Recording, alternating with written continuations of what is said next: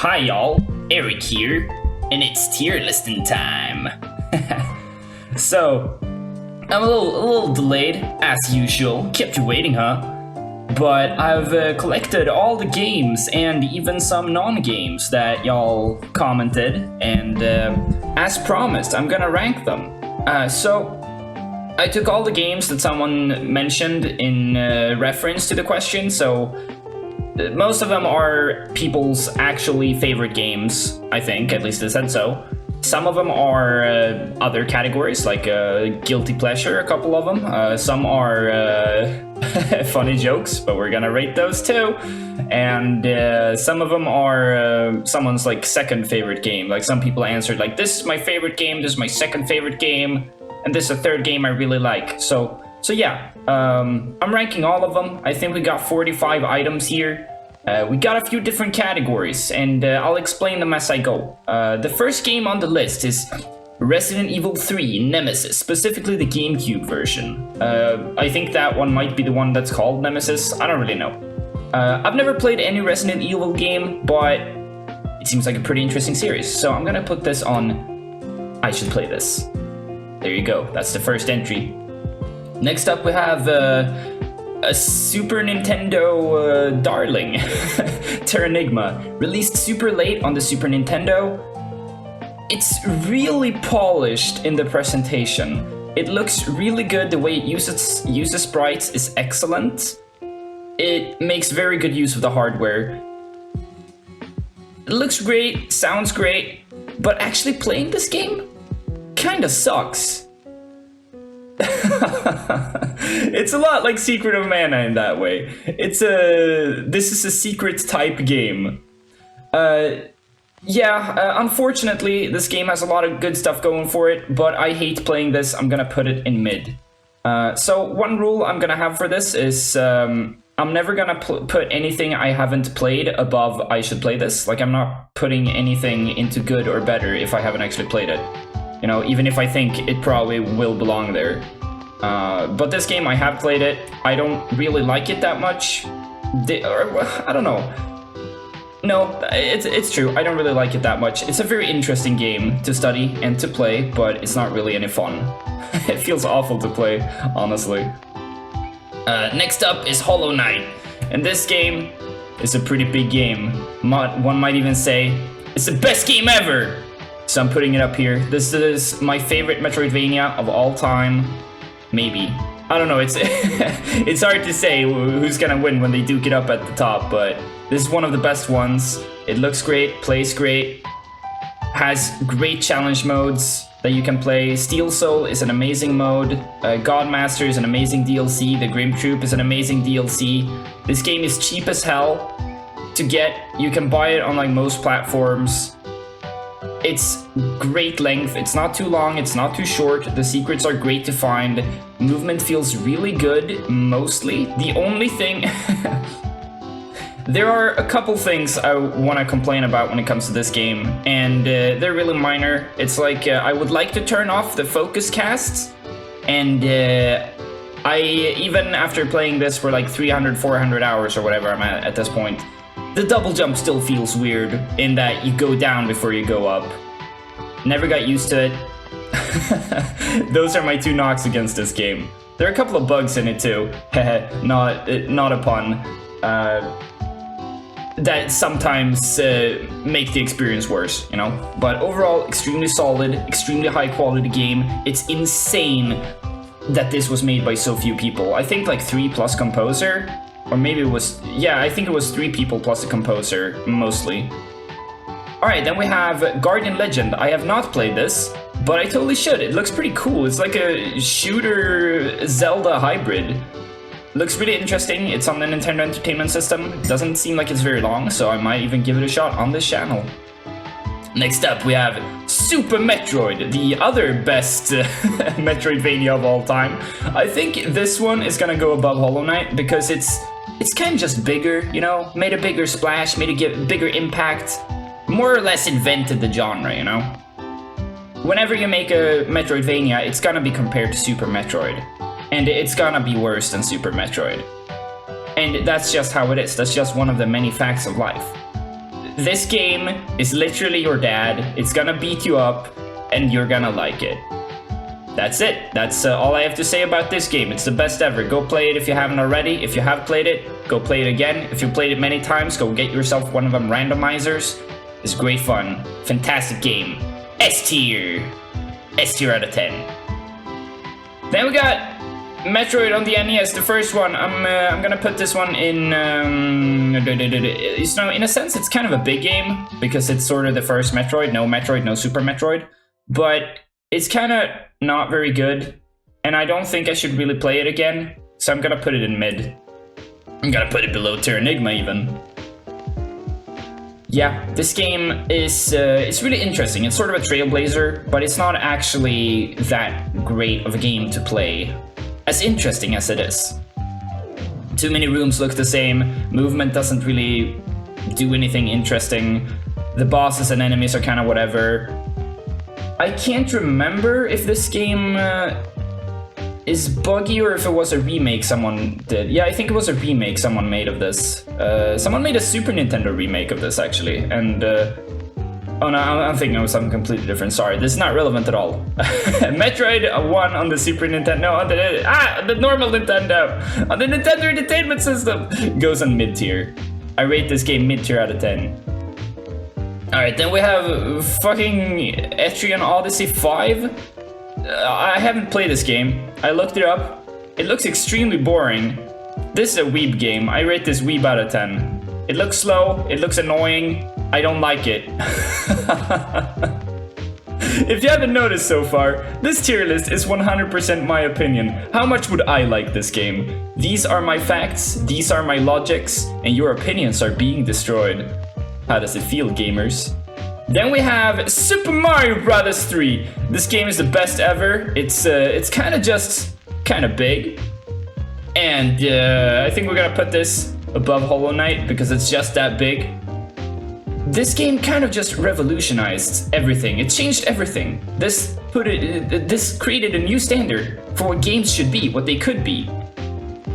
Super Mario Brothers on the Nintendo Entertainment System was already one of the best games ever at that time. And then Super Mario Bros. 3 comes along and it just shatters the limit, goes past the sky, goes past Jupiter, blows up the solar system, and says, this is the new game. This is the bar. This is what you gotta do to be one of the big boys now.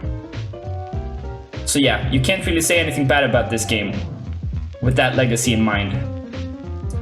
That's how I see it. That's how I see it. It's a really fun game to play still. It's kind of hard. It's a pretty hard game.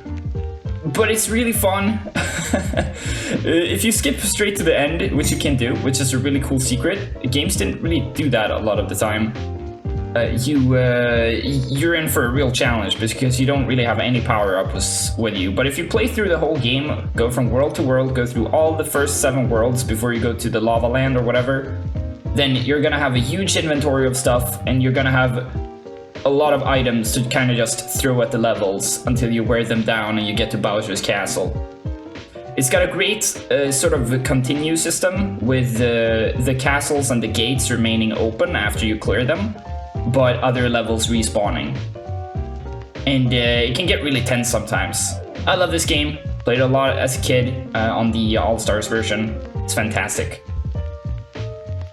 This game, I don't really like horror games, but at least that's what I used to think. I haven't really played any horror games since I was younger. I haven't really played horror games since Amnesia: The Dark Descent came out. I played it, it was extremely stressful, and I never played a horror game after that, but I've been growing curious about them. I've never played a Silent Hill game is what I'm getting at, and I think I should play all of them.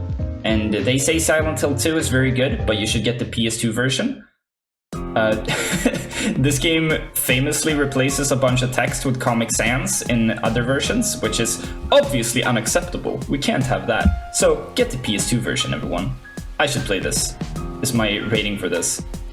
Apparently I'm putting nothing here. I mean, I'm just rating these in the order that they were submitted, so this is just sort of how it goes sometimes. A bunch of things that are just awesome, some things I haven't checked out, and some shit that kind of sucks.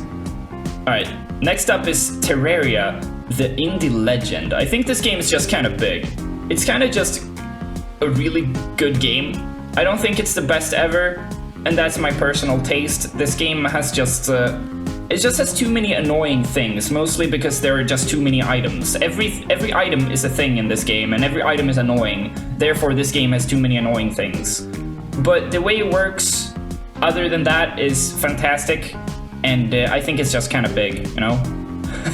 I've been playing it since one of the beta versions. I don't remember which one. Let's see, which one was it? When I first got it, I remember it was definitely before the hard mode update even came out. But it was a long time before then. I don't really remember. I think the Star Viewer was extremely overpowered back when I played this game. Anyway, Terraria is great. 2D builder. That is actually good. Yeah, I really like this game. I don't know what else to say. It has a really cool... You know, it has a lot of really annoying items, but it has a lot of really cool items too. And I think you should play it if you haven't already. It's a great game. Next up, we have another one that is kind of just the best ever, and it's A Link to the Past, baby. It's the Zelda among Zeldas. It's the one I grew up with. It's kind of just the best ever.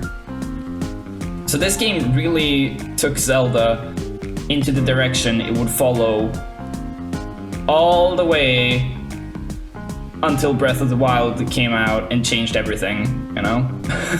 You had the original Zelda that came out and sort of just invented the adventure genre, or the action-adventure genre. And then Zelda 2 just fucked around on the side.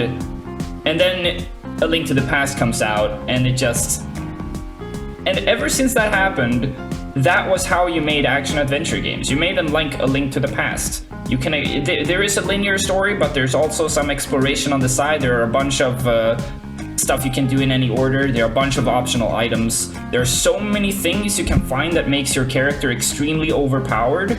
It's a thing that this game really introduced, and I think maybe that's what it should get the most shit for. Making your character too OP. Anyway, we're gonna keep going. This is Final Fantasy 6 or 3, sort of. The one with Terra, the one with Kefka. You know the one.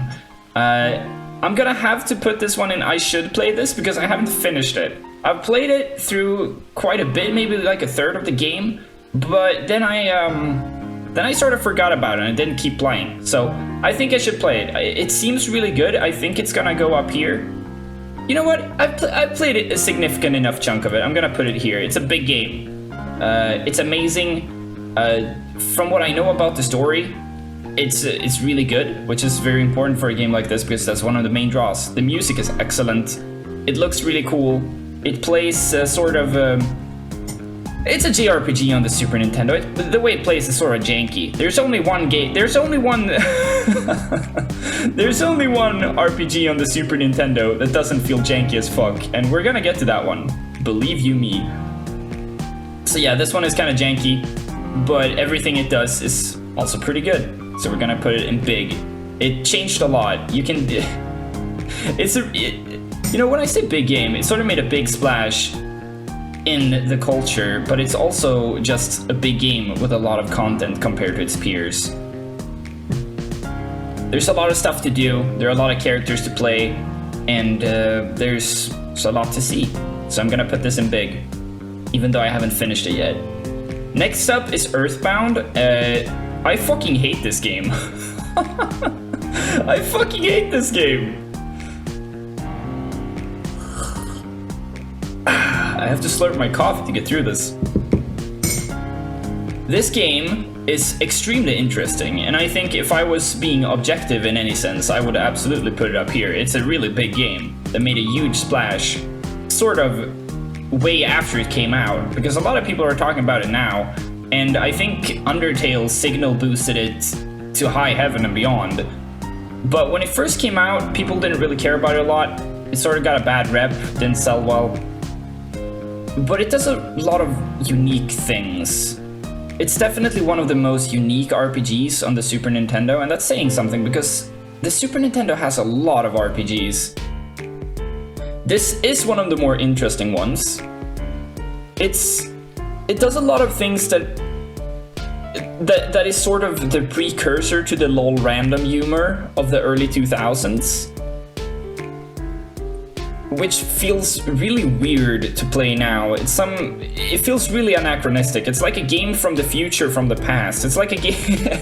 So this is basically a madman's prediction of the future that was created in the 90s. And I think you absolutely should play it. I have played it. I didn't like it very much. I'm putting it in mid, mostly because it kind of just feels bad to play it, and it's kind of annoying. But I do think you should play it. I think it's worth it just for the cultural knowledge. Next up is Resident Evil 2, and just like I said, I haven't played this one, but I think I should. Seems like an interesting series. I don't know anything about this one in particular, or this one in particular, but I think both of them should be played. Next up we have The Legend of Zelda Ocarina of Time, and obviously this is one of the biggest games of all time. I think this game is kind of annoying to play, so I'm not gonna put it in best ever, I'm gonna put it in big. It's gonna sit at the top of big, I'm pretty sure.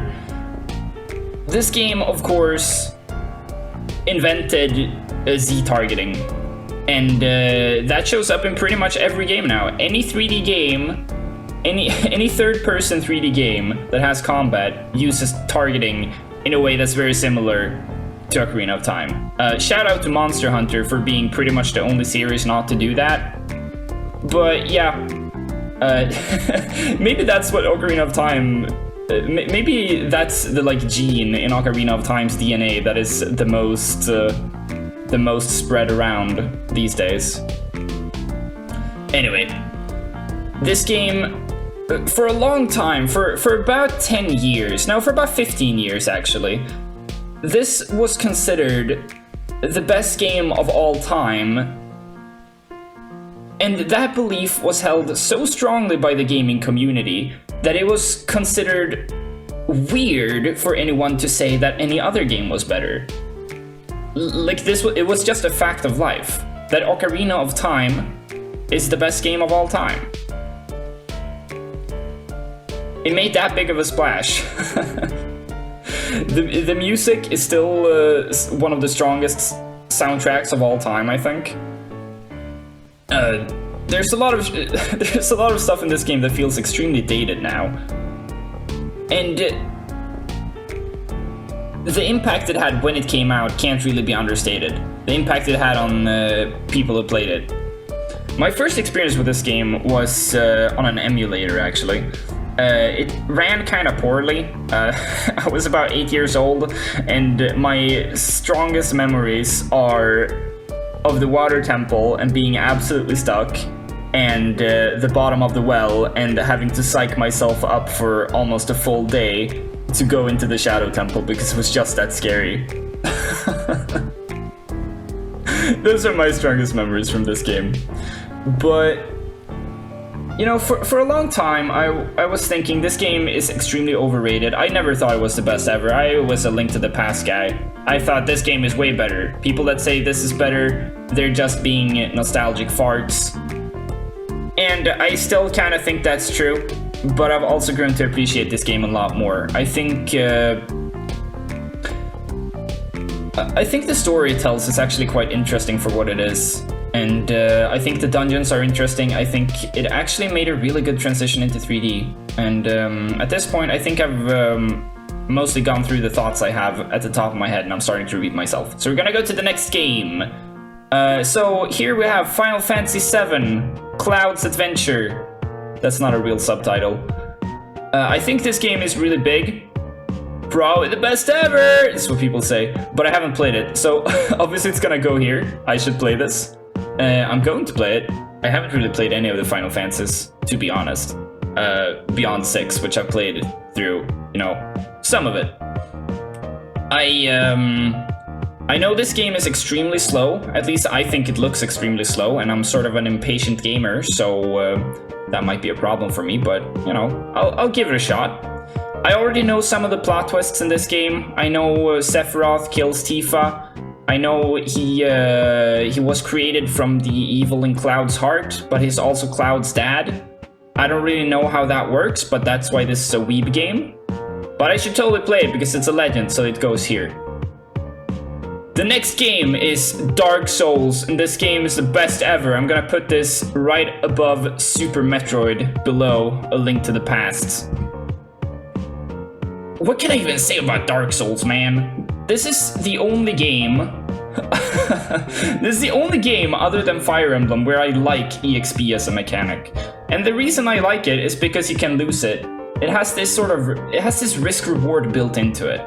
In most games, I kinda hate EXP. I hate when I just play the game and my character gets stronger and then the game becomes less fun because I'm just too powerful. I can't interact in an interesting way with the environment anymore because I just destroy everything. But this game is like, oh, you got some EXP? How about some extra anxiety about losing it all? And you play this really interesting game of chicken with the world that you're exploring, where you want to collect more souls and you want to beat up enemies, but you also want to progress. But you can't actually level up and spend your EXP until you go to a bonfire, but when you do that, all the enemies respawn. You know this already. It's Dark Souls. It's the best game ever. This game has fantastic lore. It sort of feels like a dream in a lot of ways, where it's not really clear what's real and what isn't, and and the way things fit together is sort of it's more intuitive than fact. It's more intuitive than rational. Exploring this game for the first time is an absolutely unique experience, and you should do it. You should play this game, you should know as little about it as possible. I played this game for the first time, I think last year? No, wait, it's 2024 now. It was the summer of 2022, and I don't know what to say. The only thing I knew about this game is what the final boss looked like, because I had seen it on an AGDQ. I think I saw the whole game, but I didn't remember anything other than the final boss. And what I remembered was it was like a guy in a cave. That's what I remembered about this game. I got spoiled on the Dragon Bridge. That's about it. That's all I knew about the game. Absolutely S-tier experience. S-tier experience out of 10. Go play Dark Souls. It's worth your money. Give Miyazaki your money now. Post your credit card. And play Dark Souls. It's the best ever. Next up, we have Secret of Mana. And this game is the most overrated game on the Super Nintendo.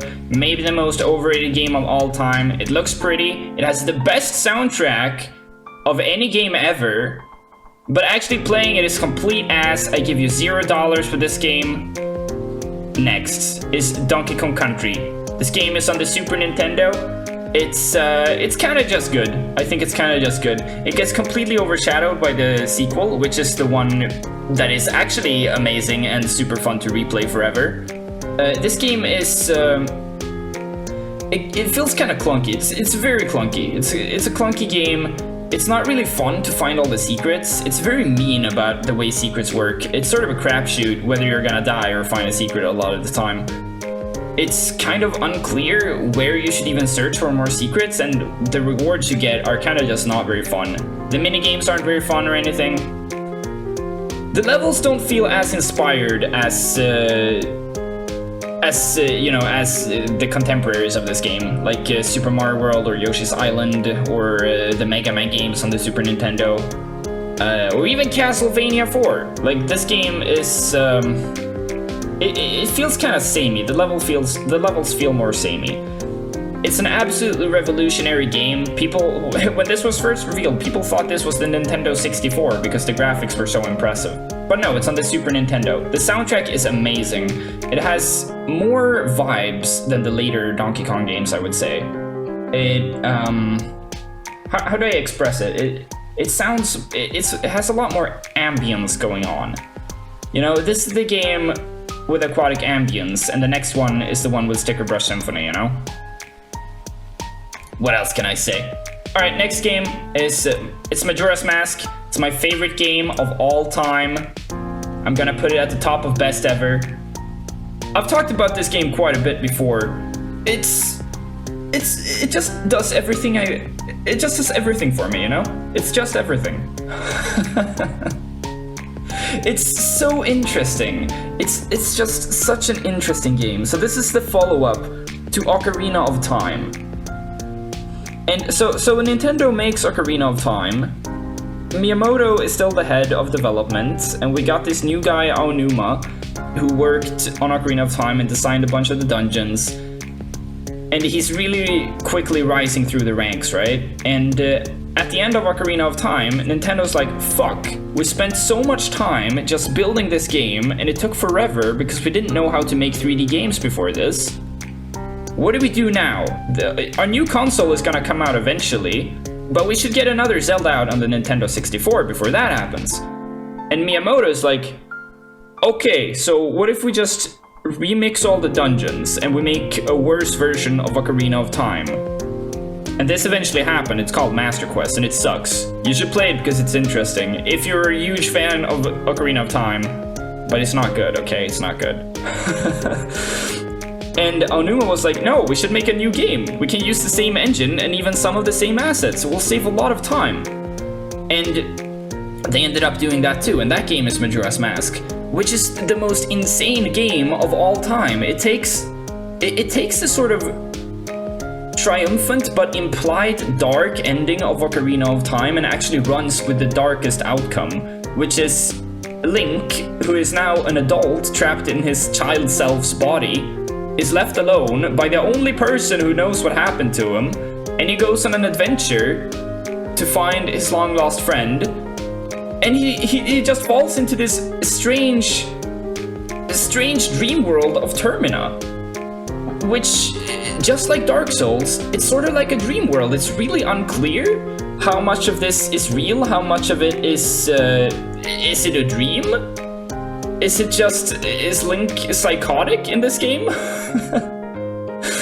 It just creates this really bizarre experience, because if you've already played Ocarina of Time and you see so many characters and places from this game remixed into something completely different that just fits together so perfectly, it tells this really amazing sort of trauma narrative, or the narrative of loss. That's one of the main themes of Majora's Mask. This has. I'm rambling too much here. Give me a second. I need to collect my thoughts.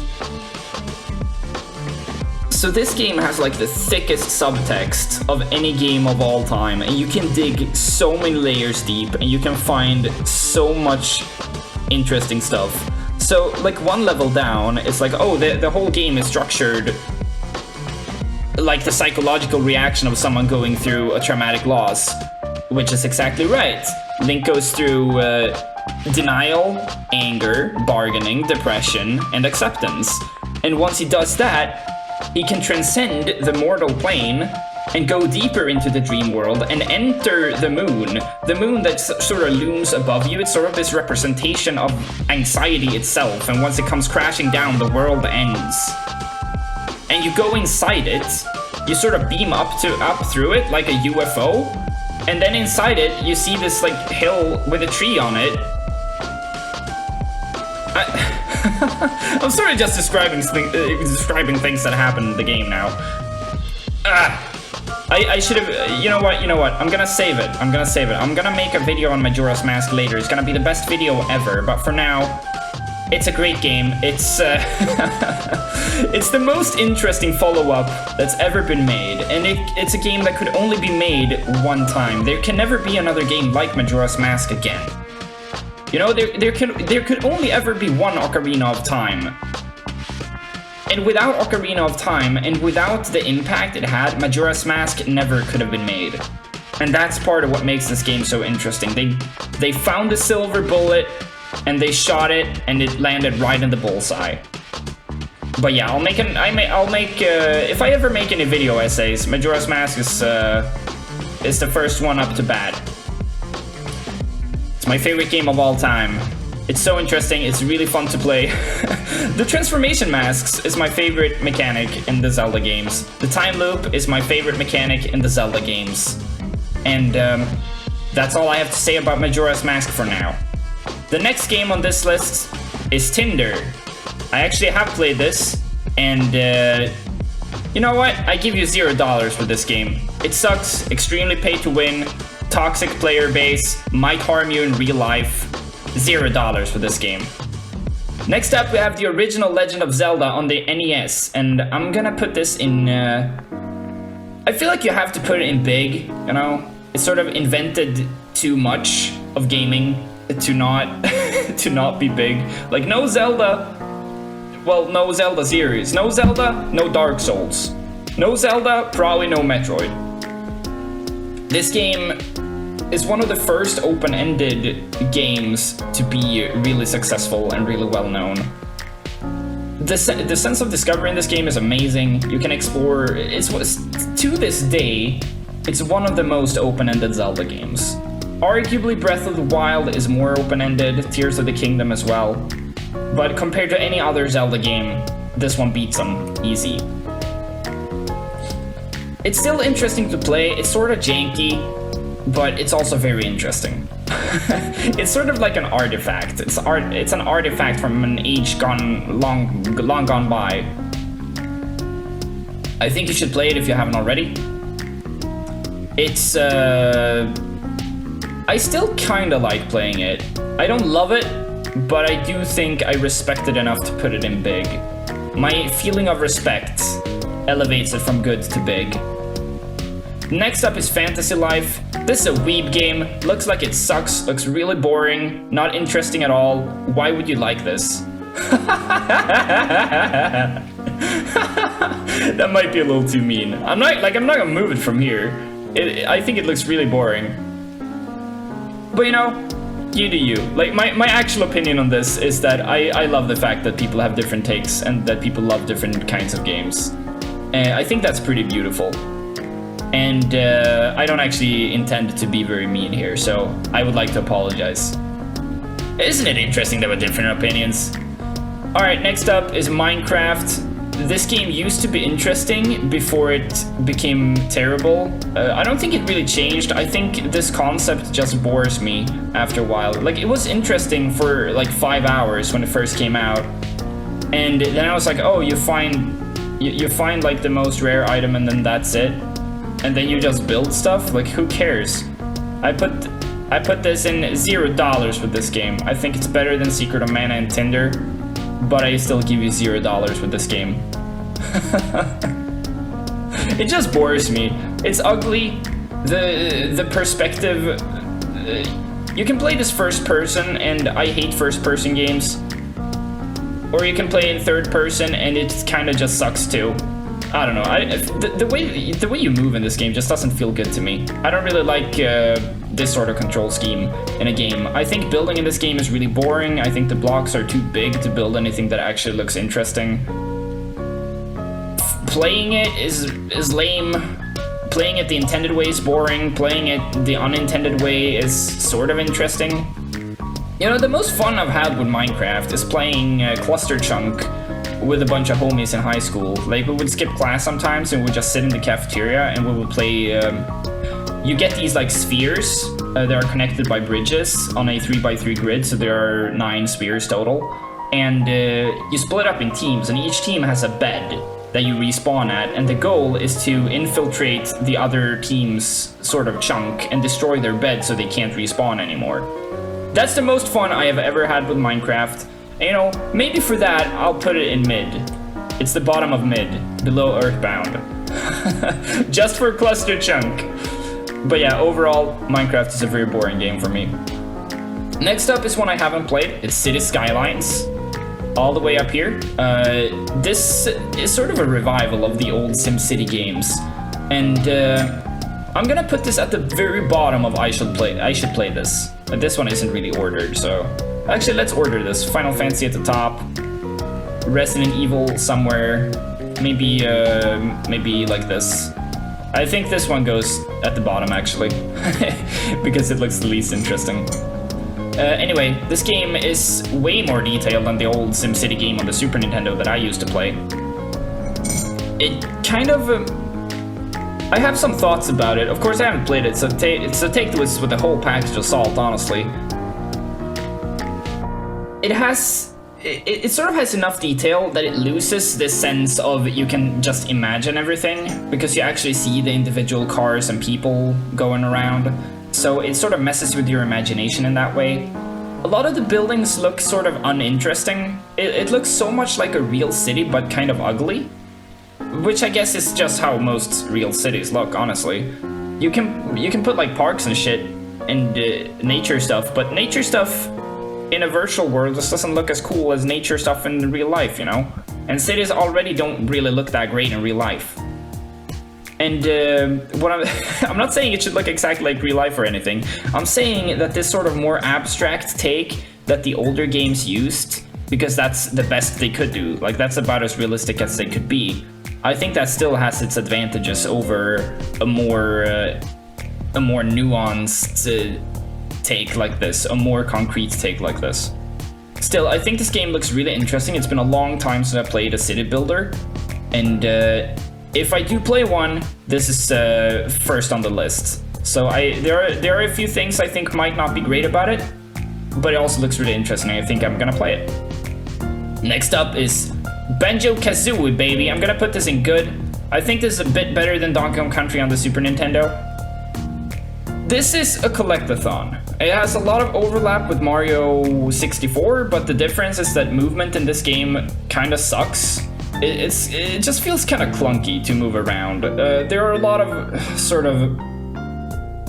things where you just need the exact right power up to do something.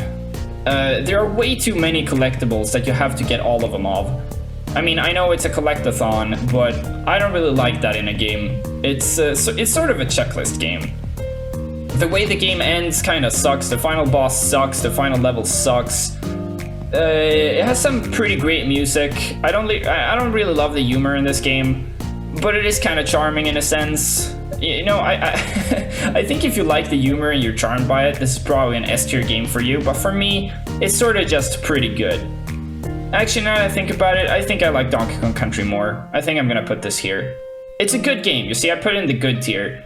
And the reason I just say negative stuff about it is like, everyone loves this game, so you're gonna wonder why I'm not putting it at the top, but yeah, those are the things I don't like about it. What I do like is that it is pretty charming, the music is good, the environments you explore are actually quite interesting, and some of the characters are slightly funny. I like Mumbo. Mumbo's great. Next up is Chrono Trigger, and this is the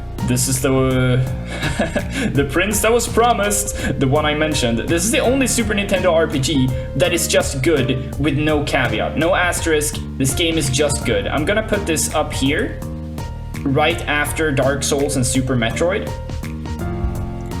This is the RPG on the Super Nintendo, a console that is known for its many RPGs, and its many good RPGs. This is the best one by quite a bit. It sits a whole tier above any other RPG on the Super Nintendo.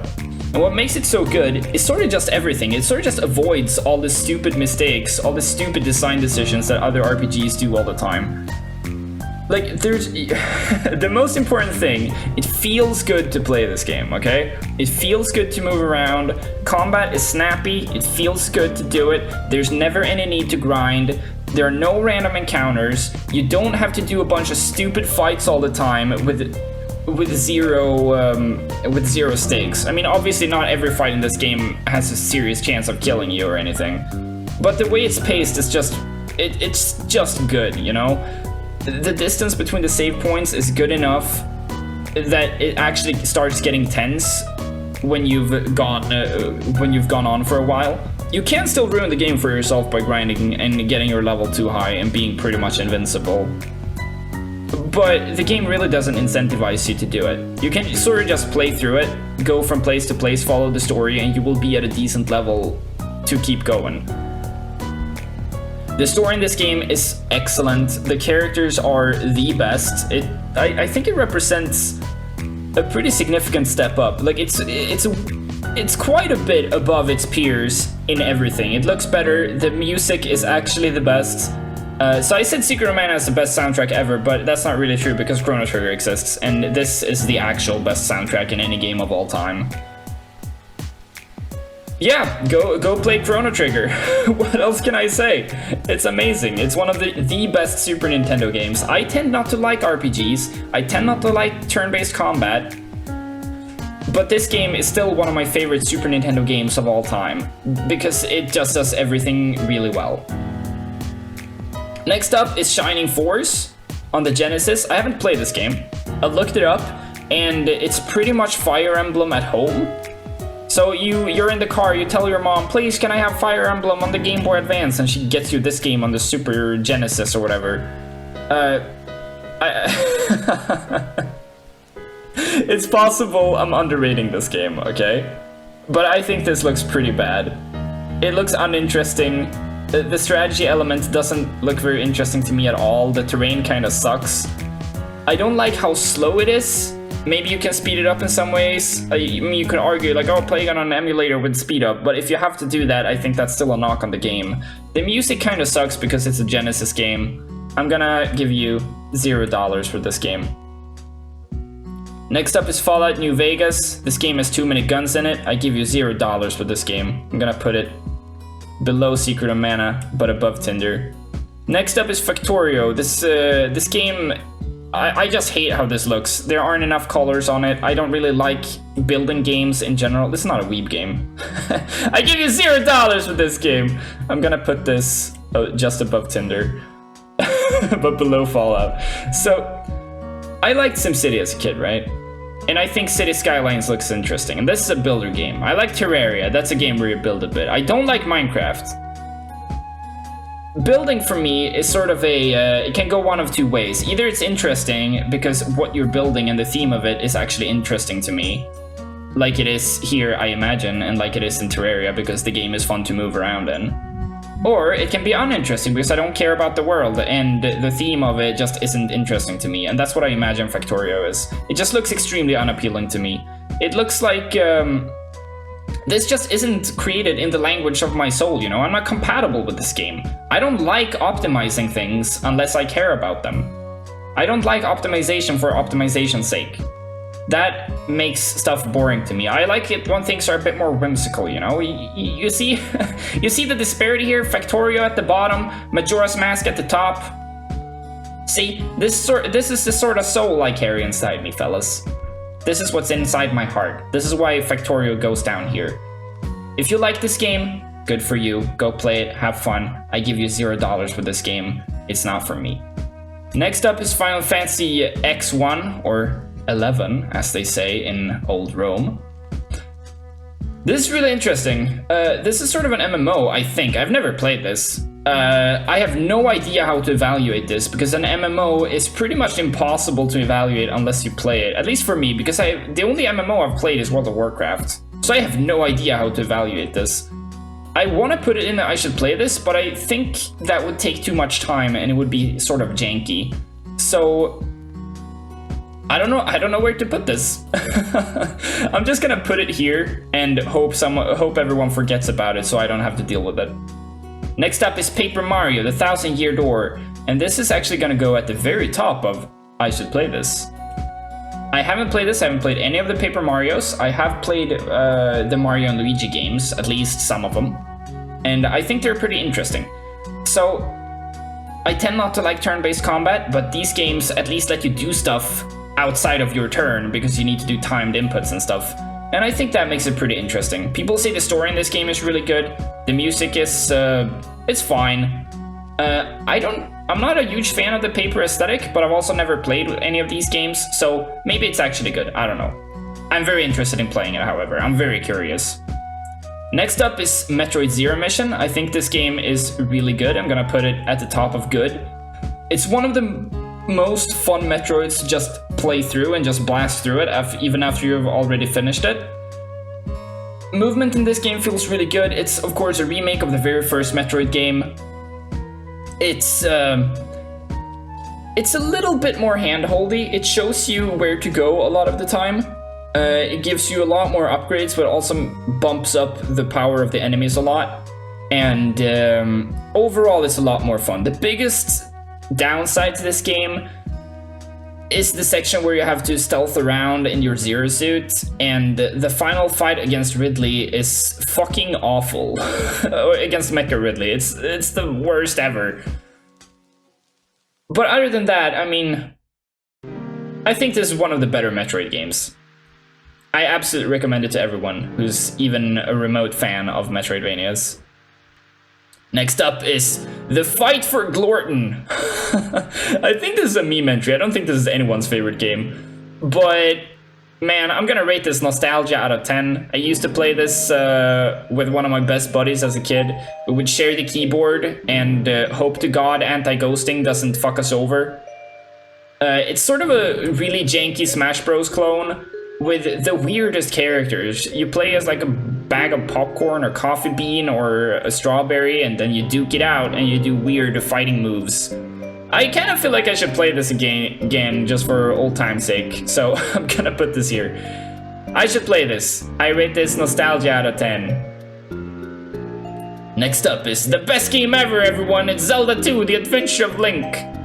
I feel like I honestly can't put this in big, but I can't put it in good. I'm gonna put it here, right below Metroid Zero Mission. This is a really fun game. This is the original Zelda 2. At least that's the way I see it. It's not the remake. The remake is better than this one. But even the remake, I think I can't put it in big because it just doesn't make that big of an impact, you know? I might put it above... Nah, I don't know. I don't think I could put the remake above Zero Mission either. This game is... it's really fun to play in a weird way. For me, I feel like it isn't actually that good. But this is based on what I like, and I think it's a really fun game to play. It's paced really well. You don't need to grind anything. If you just play through it, you'll have a good level for whatever comes your way, and you'll sort of naturally reach the max level right about the time you reach the final temple, which is the way it should be. I think that's perfectly paced. It's pretty hard. It gives you 3 stats you can level up, and I think they're different enough that you can actually do different builds in this game. I think most people sort of just take the cheapest option every time, maybe prioritizing attack a little bit at the start. But I do think it's pretty fun to do one stat only challenge runs. Like when I played this game, I went all attack before I leveled anything else, and I think that was really fun. It's the sort of nonsense you can get up to in this game. You can do all magic if you want to be a sort of caster character. You're gonna do like no damage, so I don't recommend it, but it is pretty fun to try. You can level up life a bunch if you think the game is hard and you're dying a lot. I think the exploration is pretty good. I think there are a few Nintendo Power moments where it's just really hard to understand what you're supposed to do, like the fake wall. I think it's pretty hard to understand that you're supposed to play the flute at the Bridge Guardian. Or maybe I was just stupid when I was a child, I don't know. I think the bosses are just okay. Dark Link is awful. The temples aren't great. The original version doesn't even have a map. But despite all of this, I think this game is just kind of fun to play. Nonsense dialogue and all. The next one is Dragon Quest IV. I've never played any of the Dragon Quest games. I should play it next game. This is Trogdor, the board game.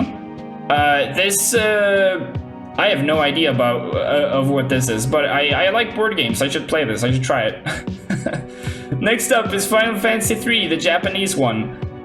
I don't know anything about this Final Fantasy. It's like the only one I haven't heard anything about ever. So what I know is, I know a bit about the first one because I played it. I hear the second one is kind of weird. 3, I don't know anything about this game. 4 is legendary. 5 is weird. And 6 is legendary. 7 is legendary, whatever. This game, I don't know anything about it. It's probably a weeb game, but I think I should try it. Next up is one of the best games ever. It's Mega Man 03. I'm gonna put this all the way up here, just above Super Mario Bros. 3. Actually, is this above Chrono Trigger? I don't know, it might be. I'm gonna put this all the way up here, right above Super Metroid, actually. I don't think I can put it above Dark Souls, but I'm gonna put it here. This game is the best action platformer of all time. It's amazing. It's so amazing. It has the best compositions out of any of the Mega Man games. I think it has the best soundtrack, at least if you listen to the arranged version, or the remastered version, which, if you buy this game on Steam, you can actually download a mod that lets you play with the remastered tracks in-game, which is amazing. The game looks cool, it's really well paced. It's unlike the previous two Mega Man Zero games, you don't need to grind anything, you just get all your cool moves by playing the game. And the ranking system. I have to talk about the ranking system because it's such a huge part of what makes this game so damn good. So, in the Mega Man X games, the biggest problem for me, the biggest problem is that there's this massive disconnect between two ways of playing the game that it incentivizes you to do both, right? So on the one hand, you want to be good at the game. You want to avoid enemies. You want to avoid getting hit. You want to kill things efficiently. You want to move fast. You want to move well. Avoid obstacles. You want to use the right weapon on the right boss. Because that's fun to do. That's a fun way to play the game, right? You feel like you're good at the game. The problem is that if you actually get all the items and you use all the right weapons on the right bosses, the game is extremely easy. You know, it's sort of like you have these two paths to power. You can use your knowledge to find all the items and exploit all the weaknesses, and that lets you win. Or you can just be good at moving and shooting and aiming. You can be good at jumping, shooting, and then you can also win that way. But they're sort of exclusive. Like, you don't have to do both of them. You can just do one. Like, you can just have your knowledge. You can be terrible at the game and sort of just tank through everything. Because if you get all the items, you're extreme. Nothing can kill you. You get like 8 times. Okay, so let me level with you for a sec, right? So find all the hard tanks in Mega Man X. Your health is doubled. Okay, you get the armor. Your health is doubled again. You now have 4 times as much health as you started with. You then find 4 sub-tanks. And each sub-tank pretty much fills you up completely. You now have 20 times as much health as you started with. And the health bar you have at the start of the game is very reasonable. You die in like 3 to 4 big hits or like 5 to 7 small hits. And you're sort of this glass cannon type character. And the balance between you and the enemies is that it's sort of a shoot. Draw, let's use the fastest gun in the West, you know? You gotta shoot them before they shoot you, because everyone dies super fast in this game. But then as you keep going, you sort of just become this normal tank. You're no longer a glass cannon, you're just a cannon. And nothing can kill you. It still takes just as long for you to kill the enemies, which is very fast. And you get all this super efficient weaponry, and the game just becomes easier and easier and easier, and it stops being as interesting. It's not as tense. Nothing in the game is as tense as the first few levels, before you know what to do, you know? Mega Man Zero fixes all of this by adding a ranking system, where it tells you, oh, if you're bad at the game, it doesn't matter how strong you are. You can, sure, if you get all the upgrades, you can just damage boost through everything, and just sort of mash the saber button to kill everything. But you're gonna get a piss poor rank. The game is gonna say, no dude, if you wanna be a real guy, if you wanna be acknowledged by the game, yeah sure you can beat it, but you're not gonna be acknowledged unless you learn to play right, unless you learn to actually be good at the game. And so it's not just this prestige thing either, you actually unlock new moves that you can only use if your rank is high enough. Which is sort of, it gives you 2 incentives. One, you want to get the rank because it feels good for the to have the game acknowledge you. Like, yeah, I'm an S-rank player. But also, it's really fun to get the new moves and use them. And they're not as OP as the old weapons in the previous Mega Man games, but they're way more fun to use, and you can combo with them. And there are some weird exploits you can do with some of them too. So, man, I think the ranking system in Mega Man Zero 3 is one of the most underrated aspects of it, by far. It's a big reason for why this is one of my favorite games of all time. I've done I've gotten so much extra mileage out of this game just because the ranking system exists. and there are achievements for. There are built-in achievements, not just Steam achievements. Like, these are achievements built into the game where you unlock new stuff.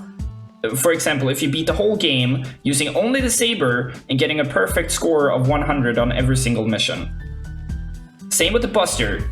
Those are some of the hardest challenges in any Mega Man game, but it's so much fun to do it because this game just rules, man. On top of that, the game looks great, right? It's on the GBA. It's sort of weird in some ways. The camera is kind of really zoomed in because it has a small screen.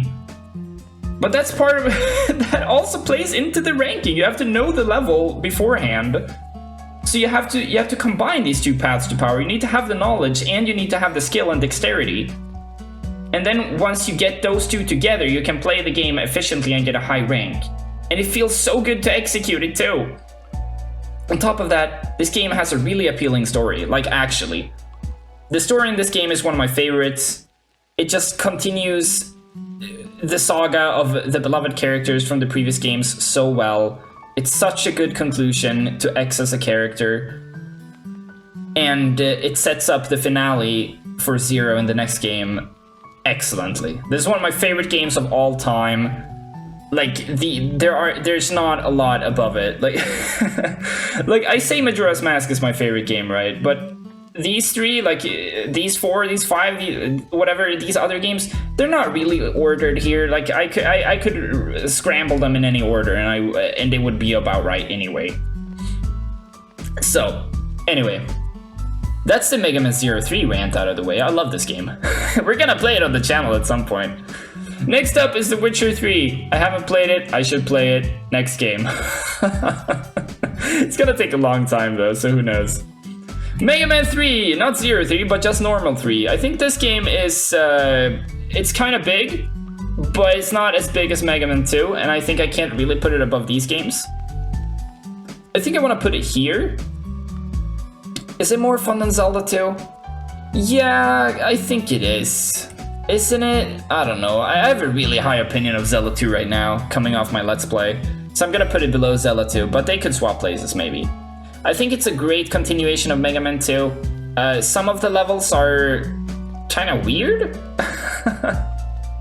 There's some weird design choices in this game. The Robot Masters are kind of weird, the weapons are kind of weird. Some of the weapons kind of suck, which is gonna be a trend for every Mega Man game continuing off of this. Even in Mega Man 03, the boomerang kind of sucks, you know? But yeah, this game is really fun to play. It's Mega Man on the NES. The music is awesome. It's really charming. It feels good to play. It feels good to jump and shoot. Jumping and shooting are great tests of your skills. I'm getting a little tired, so we're gonna blast through the rest of them, okay? Ogre Battle, March of the Black Queen. This game looks extremely boring. The only way you could possibly like this is if you're a huge weeb. This is a weeb game. It looks worse than these two games. I've played one of the Ogre games. What is it called? Oh, Tactics Ogre, Knight of Lotus on the GBA. That was terrible. This looks about as bad. This is not for me, man. This is not for me. Next up is Final Fantasy IV. I should play this one. It looks really cool. Then we have the Gadget Twins. This game looks like it's terrible, dude. This isn't even mid. And this was someone's guilty pleasure, so I give you $0 for this game. But I'll still put it above Factorio. And then we got the legendary, the infamous, the nemesis of gaming itself, the scourge of our hobby. It's E.T. on the Atari. This was also someone's guilty pleasure. Apparently they actually played this. So yeah, this is gonna be... These are all the games that were submitted. This is the tier list. This is my opinion. This is how I feel about these games. And so yeah, here you have some of my favorite games of all time. Here you have some of the biggest games of all time. Here you got some just plain good games. And here you have a bit of my backlog. Maybe some of them you'll see on my channel. And then these games are... All of these games are kind of mid to me. Minecraft, I don't really feel anything about this game. It's just boring to me. These three games all have things that are really interesting about them that I really like, but they also have really significant problems for me that just make them not very fun to play. And usually, when I put a game down here, it's because it's not fun to play. If it looks ugly or if it doesn't have great music or whatever, I can get past that as long as the game is actually really fun to play. If it feels good to move around, that's the most important thing for me. These games, maybe if I was a big old weeb, I would like them. They look slow and boring. These games just look terrible. This game almost ruined gaming, if the legends are to be believed. It's a special shout out to ET64. Alright, that's it for this video, guys. I hope y'all like this, because some of y'all were asking for it.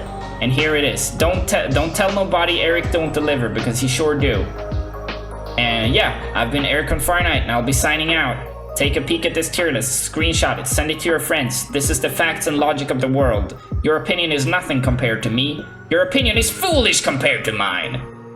So yeah, leave a like if you like this video. Leave a like if your opinion was destroyed. Comment down below what your tier list would be based on these games, or don't. Those comments would be way too long. I'm not gonna read them.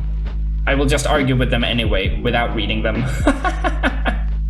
Subscribe if you're a fan! I don't think we're gonna do a lot more tier lists, but we might do some of them. It's kind of fun.